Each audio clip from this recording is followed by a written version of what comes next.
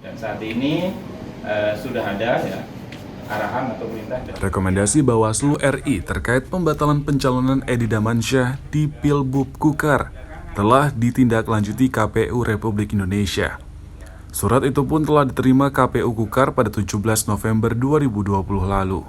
Dan saat ini KPU Kukar dan terlapor yaitu Edi Damansyah serta sejumlah instansi pemerintah Kabupaten Kutai Kartanegara dipanggil KPU RI untuk menindaklanjuti dan mengklarifikasi terkait dugaan pelanggaran pasal 71 tahun 2016 Undang-Undang Pemilu sesuai surat rekomendasi yang dikeluarkan oleh Bawaslu Republik Indonesia. Hal tersebut disampaikan Komisioner KPU Kaltim, Fahmi Idris, saat melakukan konferensi pers di kantor KPU Kaltim. Dirinya menjelaskan upaya klarifikasi tersebut merupakan perintah KPU RI dalam mengkaji dan memutuskan rekomendasi Bawaslu RI tentang pembatalan pencalonan Edi Damansyah di pemilihan Bupati Kutai Kartanegara.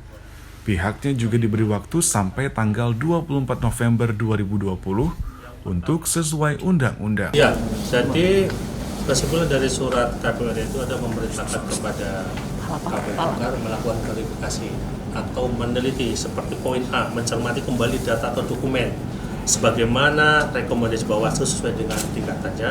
Yang B, menggali, mencari dan menerima masukan dari berbagai pihak untuk kelengkapan dan kejelasan pemahaman.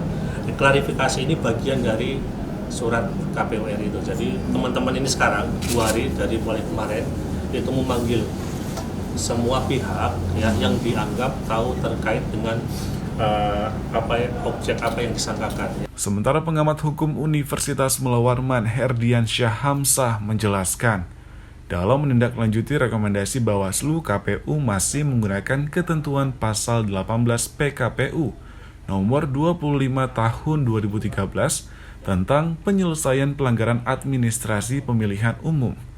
Ini sudah tidak relevan lagi karena menimbang masih mengacu pada undang-undang yang sudah dicabut dan dinyatakan tidak berlaku lagi. Selain itu, KPU dianggap menyalahi kewenangannya dalam melakukan kajian dan klarifikasi atas pelanggaran yang dilakukan oleh terlapor yang seharusnya dilakukan Bawaslu. Dirinya juga menegaskan KPU mestinya hanya dalam kapasitas memeriksa kelengkapan dokumen secara administratif sebagai landasan untuk mengambil keputusan. Kalaupun ada masalah dalam rekomendasi Bawaslu nantinya, maka mekanisme protokol dan evaluasinya ada dalam sistem peradilan pasca rekomendasi itu dijalankan. Setidaknya ada 2 hal yang janggal dalam rilis yang dikeluarkan oleh KPU hari ini terkait dengan tindak lanjut rekomendasi dari Bawaslu. Pertama, KPU masih menggunakan PKPU nomor 25 tahun 2013 yang padahal secara nyata adalah PKPU yang sebenarnya sudah tidak relevan lagi. Kenapa tidak relevan? Dalam konsideran menimbang saja di dalam PKPU tersebut itu masih menggunakan ketentuan atau aturan lama atau undang-undang yang sejatinya sudah dicabut oleh peraturan perundang-undangan yang baru. Yang kedua, PKPU ini juga adalah PKPU yang sebenarnya lebih spesifik ditujukan terhadap tata cara penanganan pelanggaran pemilihan umum, bukan dalam konteks pilkada. Nah, sejatinya penanganan pelanggaran administrasi dalam pilkada itu sudah diatur dalam ketentuan Perbawaslu nomor 8 tahun 2020. Karena memang kewenangan penanganan pelanggaran administrasi itu ada di tangan Bawaslu.